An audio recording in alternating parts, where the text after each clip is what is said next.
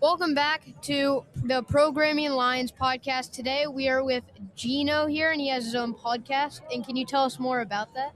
Yeah, so I'm Gino. I'm 15, and I host the Right Side Rising podcast. I want to give voice to the young conservatives who feel silenced and misrepresented. And truly, I think we can really take our country back and lead our country into a new age of freedom and liberty if we just have open dialogue.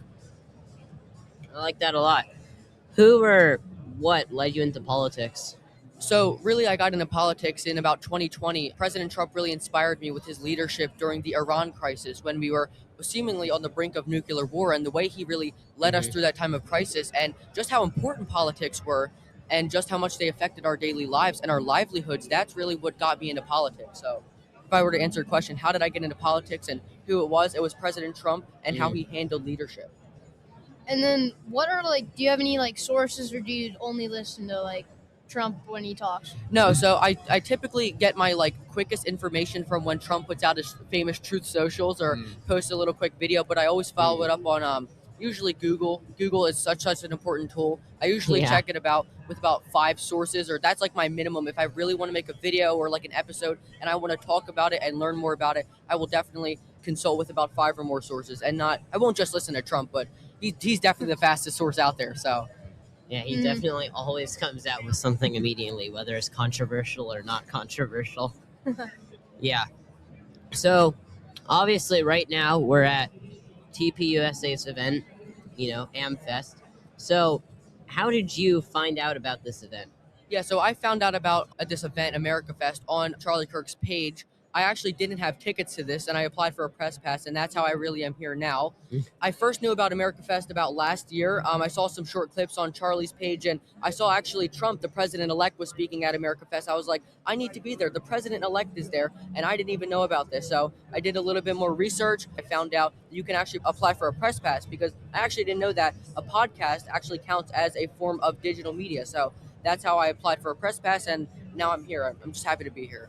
And do you find Charlie Kirk? How did you find him, actually? So it's actually funny. I found Charlie. I watched mostly short clips of him, which tend to be a little bit more controversial. Like during the election, I think it was about September or October of the election cycle last year, and it was very, very heated. I was in school, and I think I just saw short clips, and people were bringing them all up of Charlie, schooling these college liberals and really enlightening them, and that just was really inspiring to me. And then I started following Charlie a little bit more frequently, and I listened to his speech at the inauguration. I believe that was the inauguration eve speech. It was an amazing, and AmericaFest was also really good. I did not know about AmericaFest until after it happened, but just listening to him speak and listening to some of his videos and how he really just enlightened people on the college campuses were really, really inspiring. But how I really heard of him originally was through the short clips on Instagram and TikTok. He truly is was one of the best speakers, I think, of our time. Mm-hmm. Yeah. He was amazing. How did his death affect you? So really, it made me scared. I'll be really honest, because me and Charlie, we weren't very similar. Charlie was on another level, but in a way we are similar because we both put ourselves out there. I also podcast, and by the way, the Charlie Kirk Show inspired me to start my own podcast, but we do similar things like podcasting and social media, and he did a lot more than me. But anyways, it just made me a little scared to really put my voice out there and put myself out there, because the way Charlie did it was he was an open book. He talked about his life. He was a very open guy. He talked about his ways a lot. I mean, he really just put himself out there, and it kind of made me a little hesitant to really put videos out there, share my name. I definitely consider taking my name off of my podcast, and I don't know how I'd go about that. That's so crazy having to edit out my name out of every podcast. But eventually, after kind of just realizing obviously after I processed the whole assassination and just how everything went down, I just said to myself, who am I if I were to cower away in a moment like this? I mean, Charlie died in public. He died basically in front of his family and in front of thousands of students doing what he loved. Who would I be if I cowered away in this moment in history? So overall, it inspired me to keep going. Yeah. I think it scared everybody a little bit, but then after that, we all realized, if we don't do what he did, this country's going to go to ruin, right? Oh, yeah. So we need to step it up and be like Charlie Kirk. Of course. Yeah.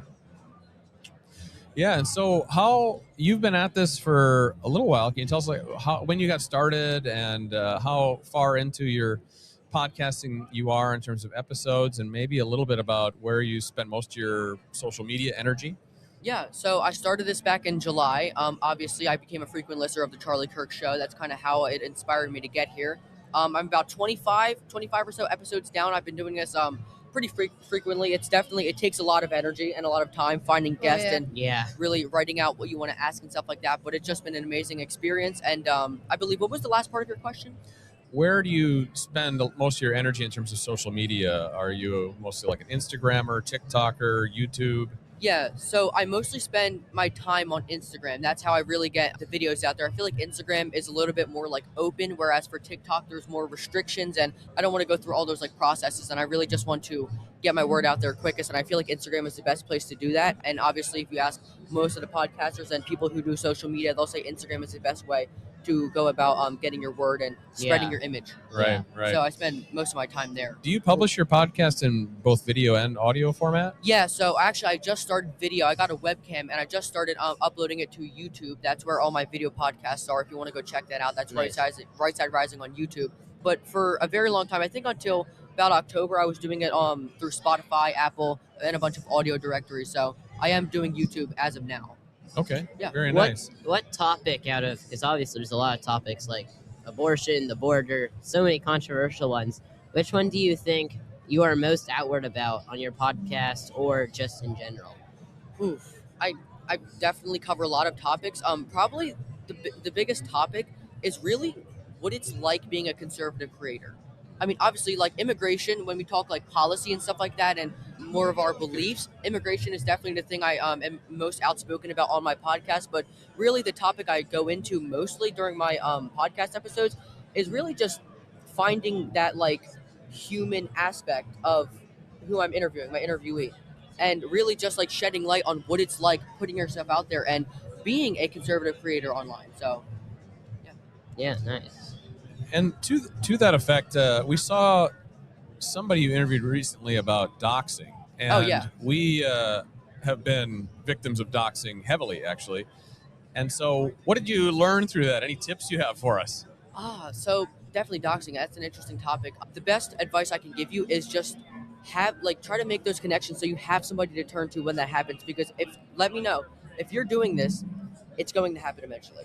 Yeah. And there's no way you really can prevent it because we're in the age of AI and social media, and everything is so easily accessible. And you can reverse search images of your house inside your house, and they could find your house on Zillow or whatever. I mean, it's crazy. The age of AI and technology, anything's possible. There's no real advice or tips I could give you as to how you could prevent this type of thing from happening, but kind of building those connections and being able to talk with someone who can give you advice and just be with you through this moment is the best advice that I can give you. Why do you think people do that? I never actually figured out why people think it's okay to just release their address. And the only other logical explanation I could give to that is they want you to get hurt. They disagree with you so bad and they can't prove you wrong. So they resort to violence. And whether it's actually coming to your house themselves and doing something to you or releasing your information so that other people that are, like-minded to them can come to your house and do something. It all comes down to they cannot debate you and they cannot have a discussion with you. They cannot reason with you. It's so weird. Like, that's basically everybody. They basically cannot go against what you're saying. They just say, "Oh, that's awful." So then they post something for somebody else to do where they're not even willing to do it. Or they just start name calling you like crazy. Yeah. Yeah.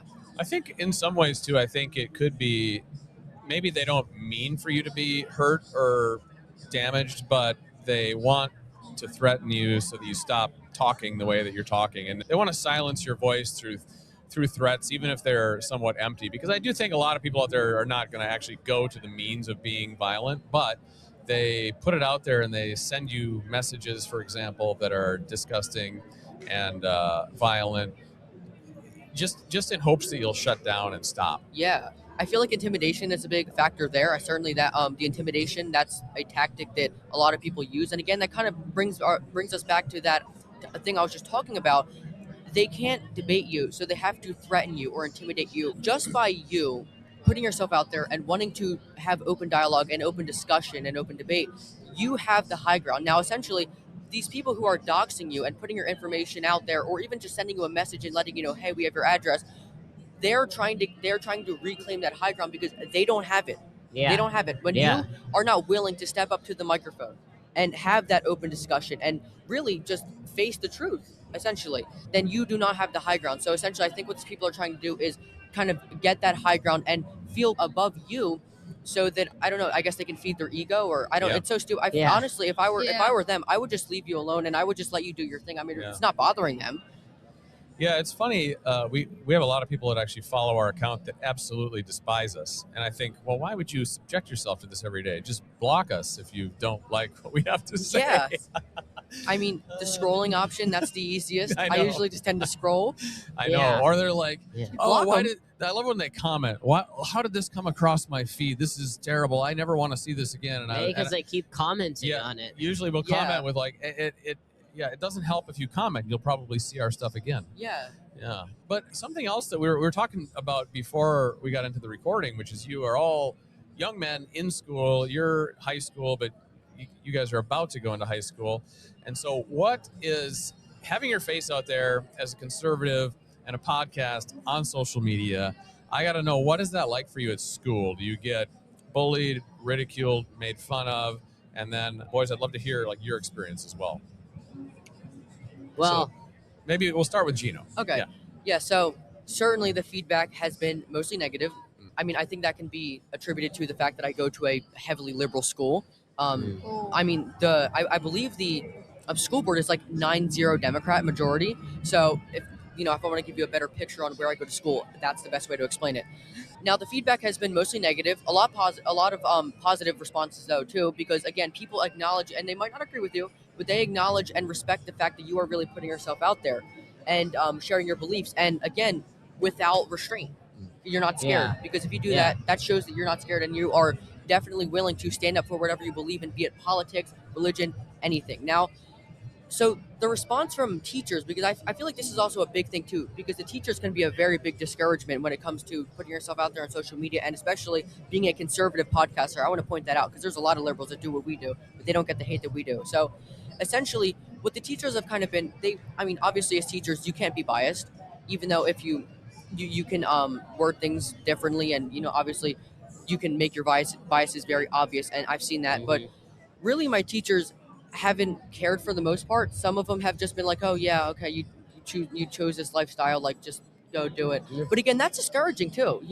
By the way, the best teachers I've had actually have been like, oh, go do your thing, we're so happy for you, congratulations for getting a press pass, and all these types of things have just been more supportive. So obviously with these teachers and the people who essentially, I wouldn't want to say raise you, but these people who make you who you are, and the people who teach you, if they're there for you and they're just going to support you in whatever you do, be it politics or what, that's the most important thing. Mm-hmm. Yeah. I agree. Yeah. For me, I mean, like, the feedback's been like medium. Typically, anytime I'm recognized, they just say, oh, wait, you're a conservative kid, or like, oh, wait, you're the I am Charlie Kirk guy, right? But other than that, there's not really been much. Luckily, actually, there's not really been many people that are like, oh, I hate your stuff. But overall, it's just like, oh, I've seen you before. But, like, not much. Yeah, I feel like that's a little weird. I feel like, I guess it's just that age when like anybody sees it, they're like, haha, yeah, you're there. But again, I want to go back to the how the feedback's been. I feel like the feedback, it's really not targeted at what you say or trying to prove you wrong or having that discussion. But that feedback, that negative feedback, really is just hating on you or making fun of you. Really, what these people are trying to do is just make you feel bad about Yeah. yourself. Yeah, They can't debate yeah. you, so they make you feel bad about yourself. There's an old quote. I think it might be Teddy Roosevelt who had this quote about the man in the arena, and what it talks about is that it's difficult to be the man in the arena, fighting the battles, putting yourself out there, getting uncomfortable, and taking on the lions. Right? It's easy to be sort of in the crowd, cheering or booing or criticizing what happens, or you can think of it even like Monday morning quarterbacking, right? Like it's Yeah. easy to criticize the plays that the quarterback made, but it's not as easy to be out there on the field having 300-pound guys coming at you. And being that quarterback. Yeah, right. Yeah. That'd be And scary. so I think in some ways people do that because they feel superior if they can take you down because you're doing something that they're not willing or uncomfortable or Yeah. don't understand. Yeah, I totally agree with that. It's too bad. Yeah. It's too bad. Maybe last question I have is, and I'd love to hear from all of you on this. Kids getting into politics at a younger age, we get a lot of criticism for this on our page. We've had people do hit pieces on us over it. And so I'm curious, maybe starting with Gino, is why do you think it's important, and are there any drawbacks of getting into politics at a younger age?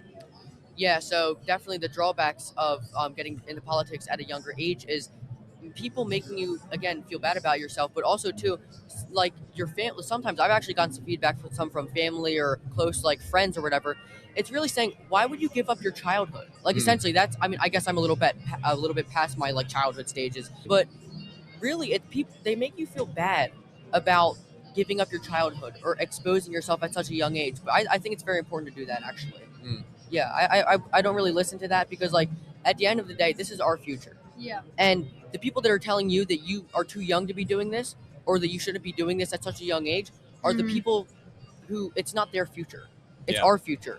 And it's really personally, if I would give any advice to somebody who's watching this and you're telling people that they shouldn't be getting involved in politics at a very young age, that's their future. Let them decide what they want to do with their future and their lives. I don't know if I can explain it much better than that. Yeah. But overall, I do agree. And to the people that do say we're giving up our childhood or something, we don't give up our entire childhood, right? We can still have fun and everything. It's just the occasional time where we go on and do a podcast or do a live stream or speak out to everybody on Instagram or something, speaking our personal views about something which will matter to us in the future.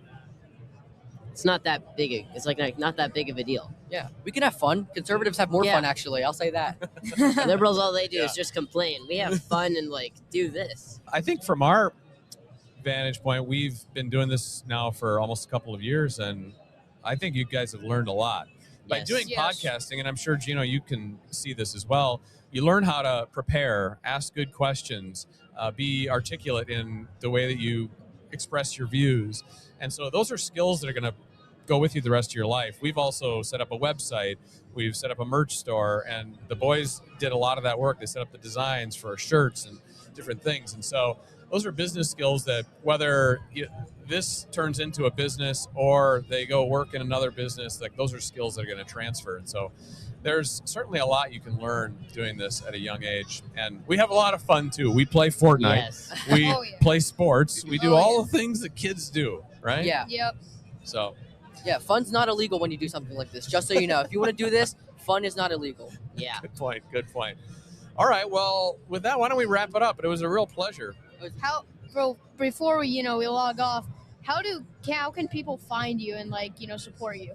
You can find me on Instagram. That's Right Side Rising on Instagram. I also have a link tree in my bio where you can click, and that gets kind of a shortcut to finding my YouTube, my Spotify, Apple. That's actually the new link I have in my bio. If you want to go check that out, that's my link me, and that should bring you to my.